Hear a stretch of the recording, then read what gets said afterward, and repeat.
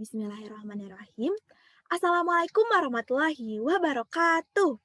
Halo teman-teman, kami dari kelompok 2 akan mempresentasikan mengenai hak asasi manusia. Sebelumnya, izinkan kami untuk memperkenalkan diri. Halo, saya Farah Resia Dibawira dengan NIM 2006816.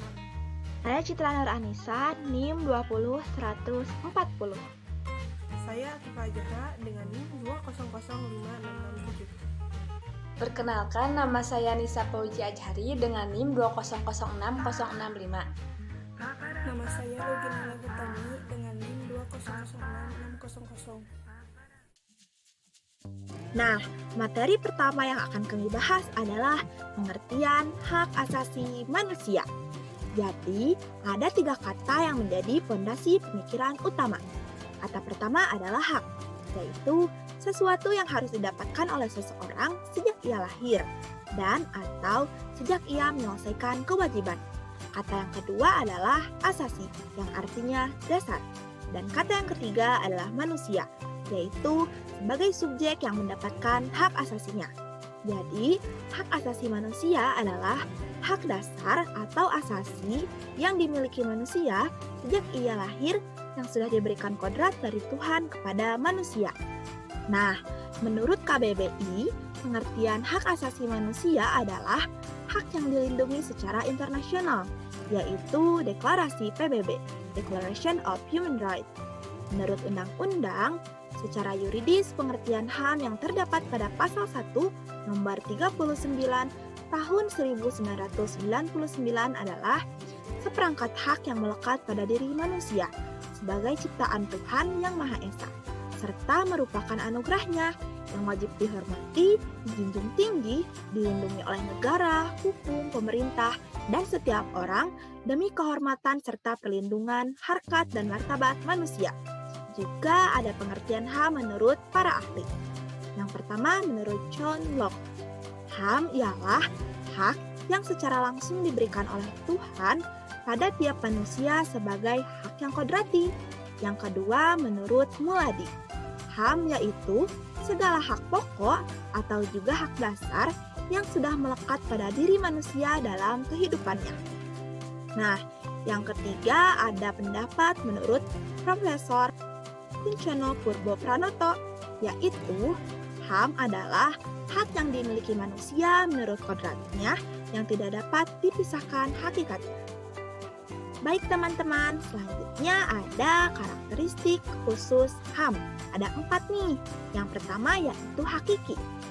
Hak asasi manusia ialah hak dasar yang dimiliki oleh setiap manusia sejak ia dilahirkan. Karakteristik yang kedua adalah universal. HAM itu bersifat umum, tidak membeda-bedakan antara ras, suku, etnis, agama, negara, dan berbangsa. Jadi, semua orang punya hak yang sama sebagai fitrah seorang manusia. Karakteristik yang ketiga adalah tidak dapat dicabut. HAM itu tidak dapat dicabut. HAM milik seseorang tidak bisa dicabut oleh siapapun. Nah, karakteristik yang keempat adalah tidak dapat dibagi.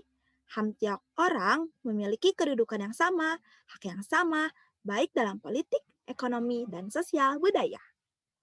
Baik, selanjutnya ada macam-macam hak asasi manusia. Yang pertama, ada hak asasi pribadi atau personal right. Hak asasi ini berhubungan dengan kehidupan pribadi setiap manusia. Contoh hak-hak asasi pribadi, hak kebebasan mengeluarkan atau menyatakan pendapat, hak kebebasan memilih dan aktif dalam organisasi atau perkumpulan, hak kebebasan untuk memilih, memeluk, menjalankan agama dan kepercayaan yang diyakini masing-masing, dan hak untuk hidup, berperilaku, tumbuh, dan berkembang. Yang kedua ada hak asasi politik atau political rights. Hak asasi ini berhubungan dengan kehidupan politik. Contoh hak-hak asasi politik yaitu hak untuk memilih dan dipilih dalam suatu pemilihan, hak ikut serta dalam kegiatan pemerintahan, hak membuat dan mendirikan partai politik serta organisasi politik lainnya, dan hak untuk membuat dan mengajukan suatu usulan petisi.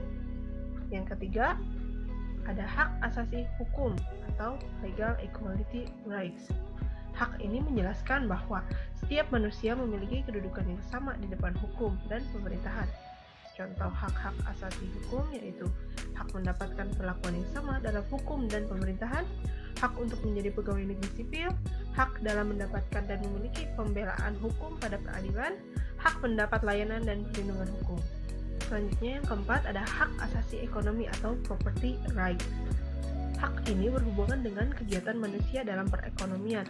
Contoh hak-hak asasi ekonomi ini yaitu hak kebebasan menyelenggarakan, sewa-menyewa, dan utang piutang, hak kebebasan untuk memiliki sesuatu, hak untuk memiliki sumber daya alam, hak untuk memperoleh kehidupan yang layak, hak untuk meningkatkan kualitas hidup, hak memiliki dan mendapatkan pekerjaan yang layak.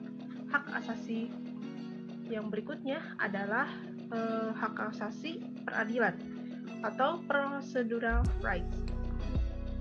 Hak ini menunjukkan bahwa setiap manusia diperlakukan sama dalam tata cara pengadilan. Contoh hak-hak asasi peradilan yaitu hak mendapat pembelaan hukum di pengadilan, hak persamaan atas perlakuan penggeledahan, penangkapan, penahanan, dan penyelidikan di muka hukum, dan hak memperoleh kepastian hukum, hak menolak digeledah tanpa adanya surat penggeledahan, serta hak mendapatkan perlakuan adil dalam hukum. Dan yang terakhir ada hak asasi sosial budaya atau social culture rights. Hak asasi ini berhubungan dengan kehidupan bermasyarakat. Contoh hak-hak asasi sosial budaya yaitu hak menentukan, memilih dan mendapatkan pendidikan, hak mendapatkan pengajaran, hak untuk mengembangkan budaya yang sesuai dengan bakat dan minat, hak untuk mengembangkan hobi, untuk berkreasi, untuk memperoleh jaminan sosial, dan hak untuk berkomunikasi. Upaya untuk penegakan HAM. Dalam penegakan HAM ada dua metode, yaitu penegakan HAM melalui pencegahan dan penegakan HAM melalui penindakan. Yang pertama, penegakan HAM melalui pencegahan. Pencegahan pelanggaran HAM adalah upaya yang dilakukan dalam rangka untuk menciptakan kondisi di mana HAM dapat ditegakkan dan dihormati dan kondusif dan tenang. Adapun upaya-upaya penegakan HAM melalui pencegahan yaitu yang pertama adanya undang-undang yang mengatur tentang HAM, sehingga penegakan HAM bersifat mengikat untuk setiap warga negara dalam wilayah.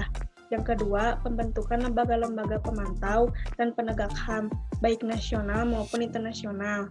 Yang ketiga, pelaksanaan penindakan HAM kepada masyarakat, baik mulai pendidikan formal, tidak formal, maupun iklan layanan masyarakat. Yang kedua, penegakan HAM melalui penindakan.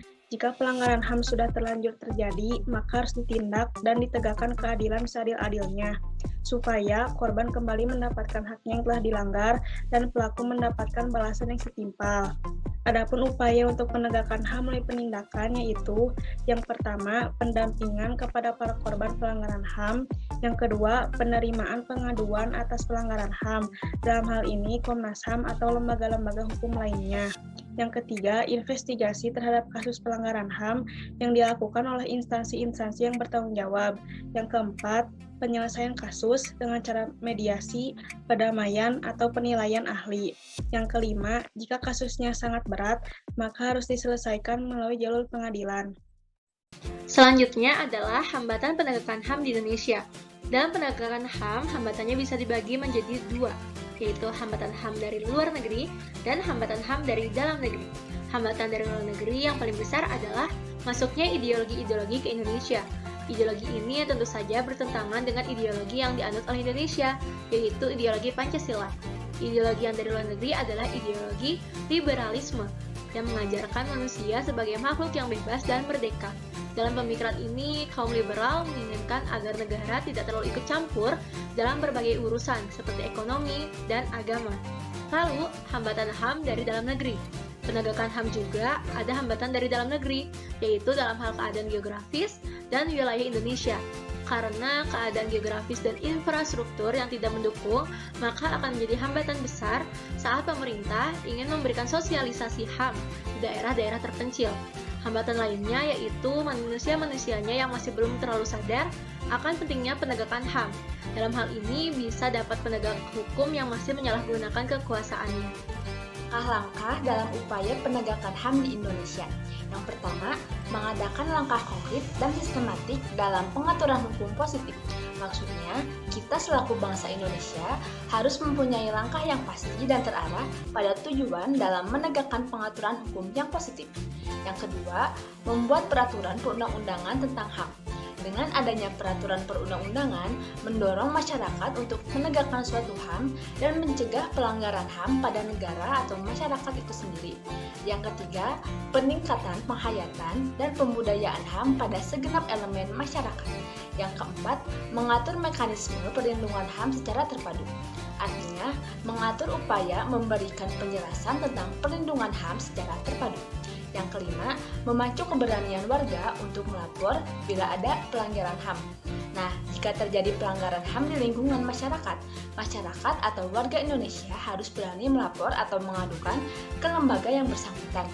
Yang keenam, meningkatkan hubungan dengan lembaga yang menangani HAM, seperti lembaga Komnas HAM. Yang ketujuh, membentuk pusat kajian HAM.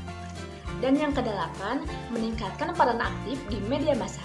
Kita harus berperan aktif dalam menyampaikan hal yang berkaitan dengan HAM yang tentunya berhubungan langsung dengan masyarakat melalui media massa. Nah, yang berikutnya ada materi hak asasi manusia di sekolah dasar. Terdapat pada kelas 2, semester 2, yang memuat kebebasan berpendapat dengan alasan yang masuk akal, menghargai pendapat yang berbeda, dan kesempatan yang sama dalam mengemukakan pendapat. Dan yang terakhir ada aktualisasi HAM dalam kehidupan sehari-hari. Yang pertama dari aparat, yaitu Polri atau Polisi Republik Indonesia, contohnya melarang anggota masyarakat untuk main hakim sendiri. Lalu ada dari TNI, Tentara Nasional Indonesia, yaitu ikut berpartisipasi menjaga keamanan dan ketertiban di lingkungan di mana ia tinggal. Dan ada dari masyarakat, contohnya taat pada tata tertib di lingkungan sekitar dan menghindari pertengkaran sesama masyarakat.